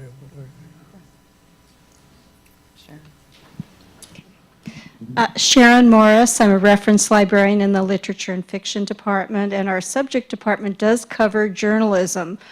Mr. Kovac, I have one question for you. Does Montgomery, Alabama, the public school system, actually have school librarians? This is Montgomery County, Maryland. Oh, okay, all right. But you have school librarians. I'm pretty sure, in Montgomery? Where you said where your daughters and granddaughters live and teach, they have school, because they shame LA Unified. We do not, to the best of my knowledge, have any school librarians anymore. And I'm a product of LA Unified, and we had school librarians years ago. So it's a major problem of education too, not just the public libraries. I think all of you have alluded to the watering down of the educational system, the public educational system in this country. So they need to be addressed too. And it's nice to hear that the library is well trusted, but we can't soldier the complete responsibility that is lacking in the public education system. Thank you. Wow, that's really, I didn't realize that. I mean, it's horrible. We grew up in a little town in East Tennessee, and we had a high school librarian. We had a junior high school librarian. Mm-hmm. Wow. I'm sorry. At LAUSD, they're still in the high schools, but not in the. Hi, my name is Jennifer. I'm a library assistant here. This is going to be confined to election cycles, but I know in France, they have adopted a media blackout practice, which I believe is a 44-hour window that limits media coverage and the use of social media to give citizens an opportunity to reflect on the candidates and their policies. I understand that such a practice would be difficult to adopt here in the US, just because it would encourage a healthy level of discomfort with state-controlled information, as well as it being challenged in the courts as a violation of First Amendment rights. But, excuse me, as journalists, what are your thoughts about a possible media blackout? Go ahead. I actually think it's, as a citizen, I would find it to be a good thing. It'd be very healthful. But I think you're right that, France, the state plays such a role there, and the state does, the state controls a number of the television stations. It's much easier to implement. I don't know if maybe 24 hours. Because you can imagine there would be breaking news that would then have an impact on the outcome. I also have to say, I'm somewhat biased in that and this is my bias. I lived for so much of my life in the UK that I think that I wouldn't be surprised if Bill and Jim disagree with me, but. Well, I do. I don't think would either be practical or desirable. I understand the yearning for some relief from all of it, and the idea that we as a society for 44 hours or 45 minutes would just sort of cool off and talk to each other is great. But what are you going to do? You're the editor of the Los Angeles Times, and you get Donald Trump's tax returns 24 hours before the election. You're going to sit on that because you're banned by? I think just as a practical matter, I think I would push up against it as a journalist and be concerned about it as a consumer of information. And I also think it's just flatly unconstitutional. But that's sort of secondary to my argument. But Yeah, I agree. Yeah.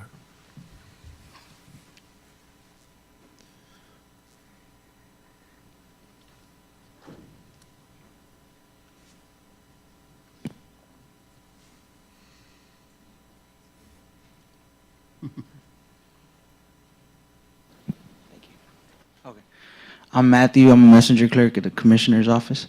I used to digest a lot of fake news. I used to watch a lot of InfoWars, disinformation, and now I only trust Democracy Now! And I love Amy Goodman. But, the first thing I want to say was Google has algorithms for when you Google a certain thing, the first thing that pops up is usually a bias to the right. It has certain algorithms where you search, and that's where people get a lot of the info. This is not a question. It's just kind of a input, and that's it. And to me, it seems like it's a lifelong thing to kind of because I would consume from a teenager, and now I understand what fake news is, but it seems like it's a developing thing that we're so new to it that it's gonna be, obviously it's super challenging. But what I'm trying to say is that it took me years to understand that some things are not true, and now I'm super untrustworthy of a lot of things. So, welcome home.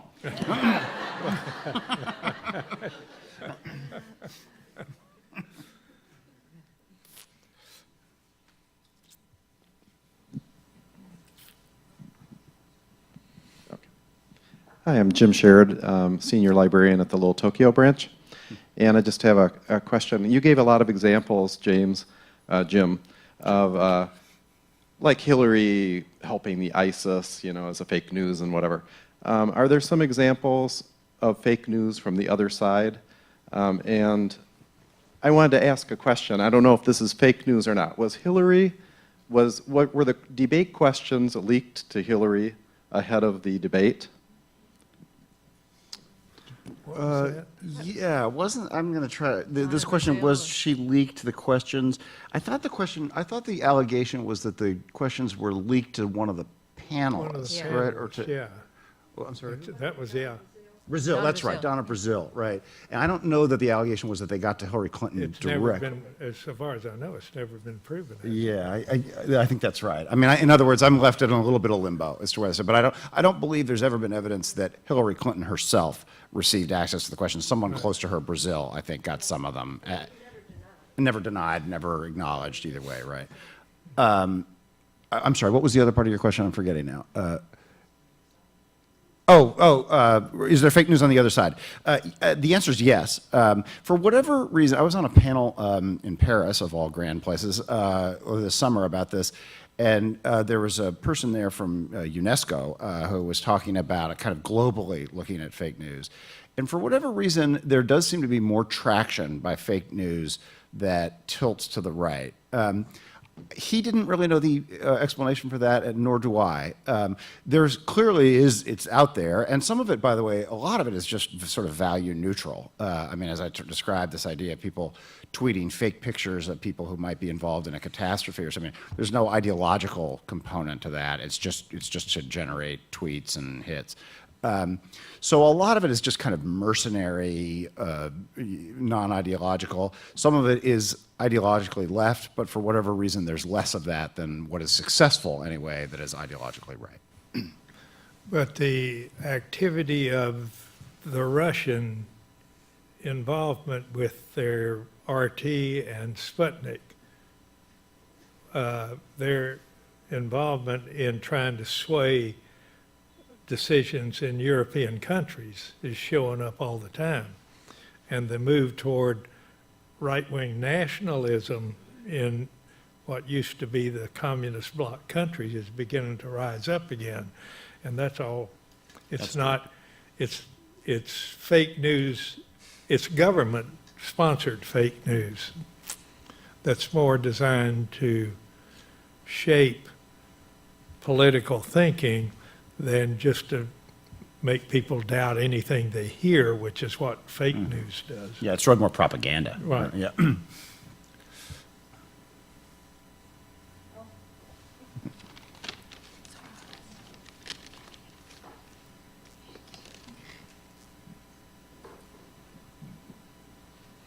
Hello, I'm nervous asking this question. Well, just using the microphone. My name is Beverly Pichardo, and I am the Adult Literacy Coordinator at the Jefferson Branch. And yesterday I was in one of our conversation classes, and we had a student from Guatemala, a student from Mexico, a student from the Ukraine, a student from Korea, and a student from Slovenia, and one from Poland. And we were reading News for You, which is a publication that we use for our students. And what they all said was that they felt that news here in the US, it was very US-centric, while in their respective countries, they felt that when they, and these were all adults, that when they were reading or watching TV, even though it was very controlled, they felt that they got more of an idea of what was happening in the world. What is your opinion about that? And I know it doesn't really connect to fake news, but maybe you as professionals can make the connection since I can't. Well, I'll jump in because I spent my life in foreign coverage at the BBC and then came here and tried to do something. I completely agree. I mean, I do think there is an issue, though. I mean, the one thing you have to bear in mind, the U.S. is a huge country. So it's much, if you're Finland or you're Poland or you're, not only are you much smaller, but you're surrounded, in Poland, you're surrounded by Russia and Germany. You want to know what's going on. They've hurt you in the past enough, right? So, so I do think that there's some obvious reasons why that would be the case. I do think it also comes back to also resources. What was cut first was a lot of the foreign bureaus of both newspapers and television stations. You know, if you think back in the past, I mean, I know that I remember in London when I lived there, there were so many of the bureaus of the American television networks were very large. They're not that in the way anymore. I do think there's another thing, though, and this is something that I feel very strongly about. I feel like, and this is particularly the case in the U.S., and I think this has had an impact on this election, that there's this sense that the rest of the world doesn't impinge on us very much. And actually, that couldn't be further from the truth. I mean, I think that the distinction between foreign and domestic news is to some degree artificial in today's world. Because, not just because of immigration, but because of the way the capitalist system works, because of where we're getting our food, because we share problems with other people, right? And in fact, Jane alluded to the startup that I had for 2 years, and it was precisely devoted to this. to try to look at the parallels and the links between the U.S. and the rest of the world. And I called it local global mashup journalism, but and it ended after 2 years. But I think that I do think that there is, this is something that, again, this is not media literacy, but this is something that really would be very helpful for Americans to be more aware of, and for not just, I think journalists could do more in this sense, but just more information as to how actually we are both, yes, there are problems because of us being intertwined with the rest of the world, but they're great, but they're also huge benefits. For example, one of the fake news things that just drives me wild is this business about immigrants causing more crime and immigrants taking away jobs. And all the research shows the opposite, right?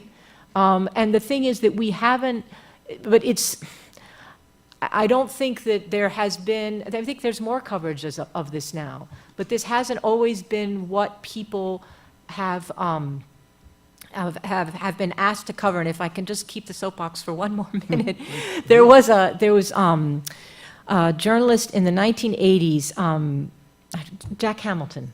You know him. Jack, yes. sure, yeah. He did a very interesting experiment. He in 2 papers in the South, one in Richmond, Virginia, and one in Mississippi, he got journalists to cover the connections between these towns and people, companies, cities in the developing world. Okay, and these are the kinds of things that usually the editor-in-chief of these papers would say, "Forget it, people aren't interested in."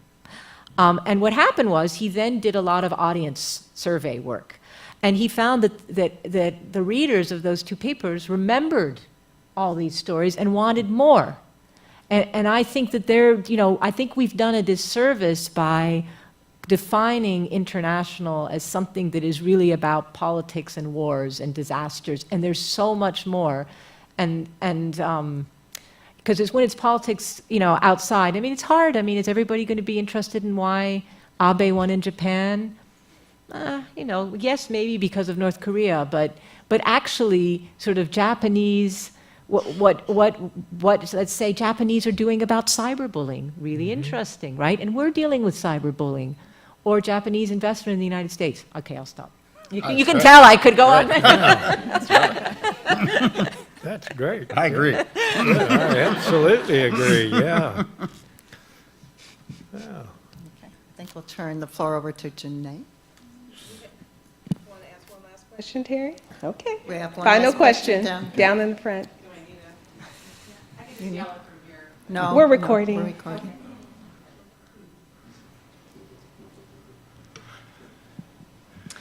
My name's Terry Marks, and I'm a senior librarian here at Central Library.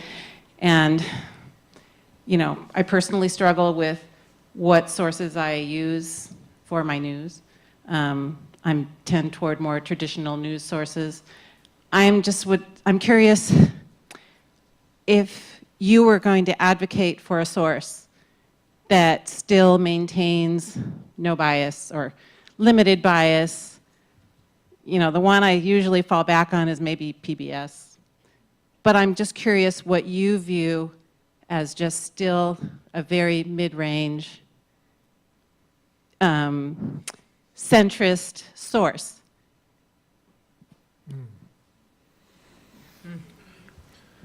Boy, I wish I could give you a one-word answer on that, and I don't think I can. I think it really depends on the topic and the area. I'm tempted to say the New York Times is, as a source for Washington or international news, or the Washington Post. But if you need a coverage of the LA City Council, that's not going to help you. Economics, different, so I do think, unfortunately, I don't think it's as easy as just saying this is the one you can trust. I think it requires more work than that, and more kind of thought to what the topic is and what the area of the world. And I'm kind of thinking in terms of us being advocates for the public. I guess the way I would answer that is I'd encourage the public to read broadly. And I realize that that's an uphill struggle, and I realize there used to be a million readers of the Monday Los Angeles Times, and there aren't anymore. I don't mean to be just sort of Pollyanna about it, but I don't think there is just one answer to that question. I think if someone is asking the question, what can I do to be up on events in an objective, sort of non-partisan, non-ideological sort of way, I think the answer is you have to read multiple sources, not just to compare them against each other, but because some organizations do things that others don't. Yeah, I couldn't agree more. I'm afraid it's incumbent, in a sense, to encourage people to read from a variety of sources. I read the LA Times every morning because I figure I'm sitting in Boston. And that's, sitting in Boston, you have a very particular point of view, right? And I find it really, really interesting. I get so many more story ideas by reading the LA Times, as well as as well as Breitbart, of course. But I read the BBC. I think that if you sort of put together a list, I think that you can sort of give to the patrons and make suggestions maybe as to why this particular publication is good, right? What is good? BBC is very good, let's say, on international, right? So you can obviously LA Times for local. Maybe these are ways in which you can sort of give a little bit of a gloss on each of the sources. This is, I don't mean to cut you off. Go ahead. Sort of one last quick, just total self-interested plug. As you leave today, you'll see copies of something called Blueprint Magazine sitting out there. I edit it at UCLA, so this is, as I say, shamelessly self-promotional, but it's free. And one thing that we are trying to do is be a clearinghouse for writing about research and intellectual life in California, particularly as it respects Los Angeles and California politics and public policy. So I would encourage you all to pick up a copy, and if you're interested, you'll see there's instructions in on how to subscribe. It's free. We'd be delighted. I can think of no readership I'd rather have than the people in this room, Well, so I hope you do it. I'm going to follow your lead, Jim, because then and be self-promotional, because I also think that the conversation is a very easy word to remember, title to remember. TheConversation.com is the publication I now work for, and it covers everything from arts and culture to science and technology to politics and society, and it's all written by academics.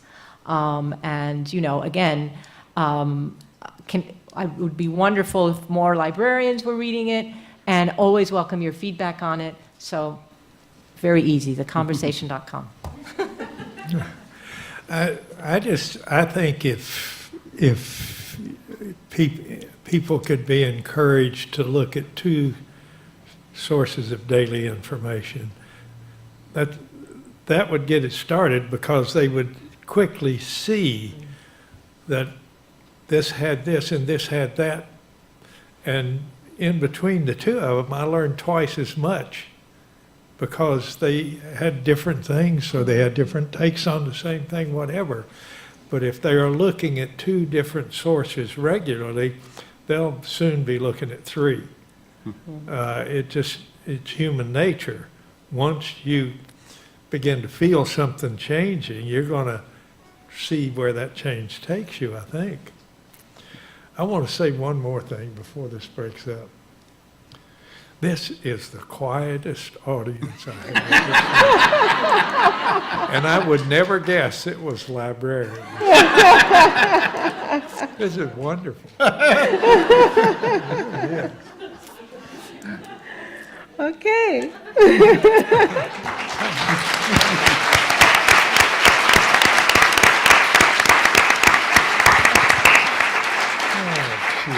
Well, it's clear from today's discussion on the topic of fake news and how it affects our ability to govern ourselves and to function in our society, inspires passionate responses from all sides of the debate. I would like to thank our panelists again, Bill Kovich from Washington, D.C., Maria Belinska from Boston, and Jim Newton from our hometown of Los Angeles. Their contributions to this innovation conversation have given all of us much to think about, and even more importantly, they have given us ideas about what we might do next. I would also like to publicly thank Jane for having the vision to bring this panel together. Thank you, Jane. Well done, well done. So, my friends, the challenge now falls to us to continue the work we've started today. In particular, I invite you to stay tuned for part 2 of Fake News as Los Angeles Public Library pursues the next phase of this project. Also, please note the date of our upcoming or our next innovation conversation, which will be November 16th, and we will have an esteemed panel from our amazing special collections team, digitization, and the digital content team here. Wow. Finally, please watch for an email I would like to, but for an evaluation of this conference from our training office, and we encourage you to take the time to complete the evaluation, as our conversation team is eager to hear from you, and we use your feedback for future plans. And I'll end with a George Orwell quote: "There was truth and there was untruth, and if you clung to the truth even against the whole world, you were not mad." Thank you, everyone.